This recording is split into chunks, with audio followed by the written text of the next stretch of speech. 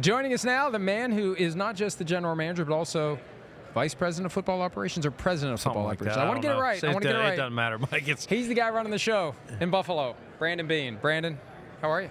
It's good. Good to be back in Indy. It's been quite a 6 weeks for you. Yeah. Give me one word to best describe everything. Season, end of season, everything that's happened since then. Is there one word that sums up everything you've been through for the past 5 months? I would say it's tough. It's not been easy. It's been tough. And it feels like 5 years ago that we're watching the Bills' Hard Knocks with James Cook.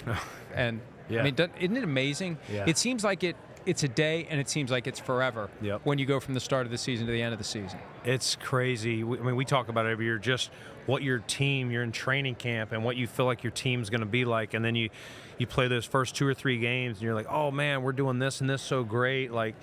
And then you look at your team in December and January, like, man, it's like 2 different teams. So to your point, it seems like, 3 or 4 years ago that we did Hard Knocks.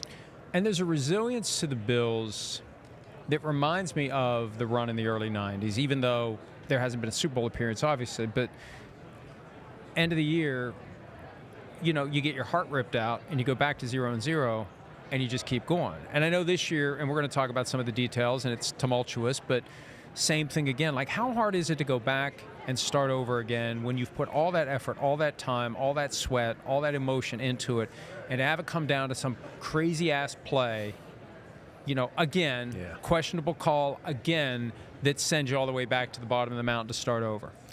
Yeah, I mean, we're human, and you put a lot into this. You do. Your families put into it. Obviously, the fan base, you feel bad for them because, you're working, yes, you're working in my case for Terry Pagula and family, but those are all the board members, you're the Bills Mafia, and you feel like going back to the 13-second game that we could have had, and we missed a field goal a couple years ago to put the game in Kansas City in overtime, and a year ago, did Josh have it on the sneak or whatever, and obviously the play you referenced this year, so I always say the further you go, the worse it hurts. And when you lose, and listen, we didn't lose because of those plays. There's other plays in those games that we controlled that we could have done better, or I could have done a better job of having a different player out there. Whatever it is, you assume the responsibility that you control. But Mike, it's hard.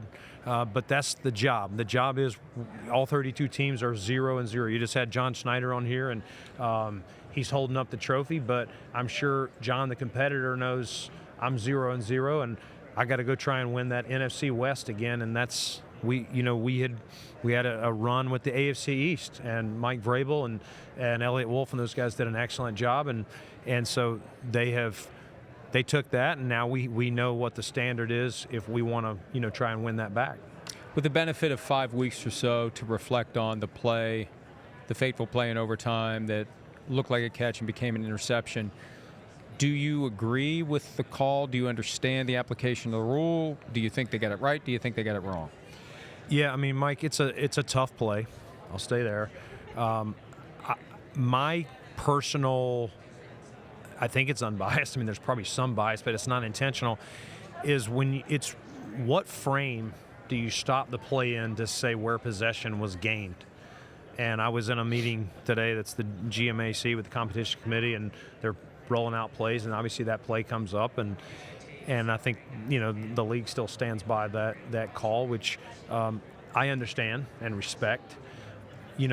But if you take it, and what my point is, what frame you freeze is probably the best determination, and that's the part that and to their defense, the technology is so good, it probably makes their jobs even harder. For as clear as it can make things, sometimes it makes them even cloudier. The fact that they admitted finally that the Aaron Rodgers catch December 7 against the Ravens that was ruled on the field an interception and overturned to a catch, the reasoning they gave at the time exactly applied to your situation. And my point was, you can't reconcile these two. They finally have. Yeah. They admitted, unfortunately, they got that one wrong, Yeah. that it should have been an interception. in the same way and with the same reasoning that your play ended up being an interception. I don't know what makes it any better, and I don't know, when you're talking about those margins like that, it can drive you crazy. And to your point from earlier, you try to put yourself in a position the games don't come down to a play like that. Yeah. That the game's over by the time a play like that's going to happen. Yeah, I mean, listen, I always say it, and it's you know, the longer you leave the other team in it, you leave a wacky bounce, a wacky call involved. And so, listen, we had some turnovers that game, and you know, we were ahead, and we gave up a drive to take the lead, and we came back down. But you would love to have been able to, you know, stop them at the end before they made the drive to take the lead. And there's always plays in games. It doesn't, as much as that play that you're talking about hurts and stings and stands out, there's other plays that, you know we could have been better in. What have you said to Josh Allen, if anything, to get him to not blame himself for getting Sean McDermott fired? Yeah, I mean, Josh is always, I mean, if you look at every press conference Josh has had to this date, I've never heard him. If he walks in there and throws a touchdown, he's crediting the O-line, he's crediting the receiver for getting open, the running back, whoever it was.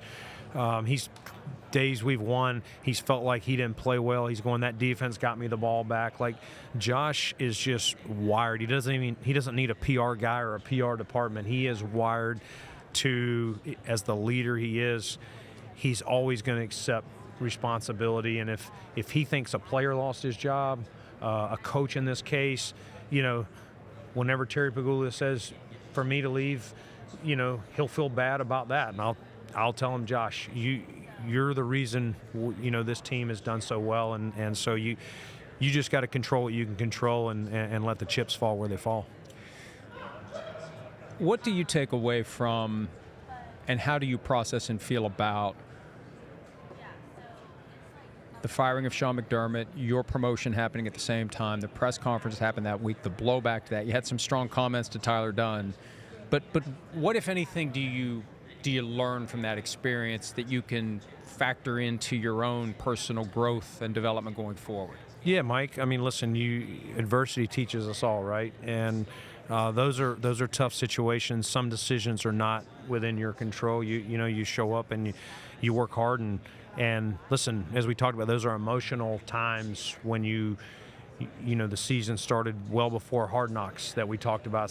Those are long journeys, and I think in my seat, it's just you try to take emotion out the best you can when you're making any decision, whether you're extending a player, releasing a player, whatever that is. And so ultimately, you know, I try to control what I can control the best I can. You know, as far as comments made or here, like, you know, I think one of the things that the Tyler Dunne thing that you referred to is, you know, is basically what I was referring to was when you get in this seat, you know, I was told long ago, you know, if you start listening to the media, you'll join the media, or what, like, that you have to have the mindset that you're trusting your thoughts, your opinions, your experiences, the people around you to make the right decisions for, in this case, the Buffalo Bills, the organization. And you hope as many of those work out. They rarely all do, but you try and make sure as many work out as possible, and you try to make them as clear as you can.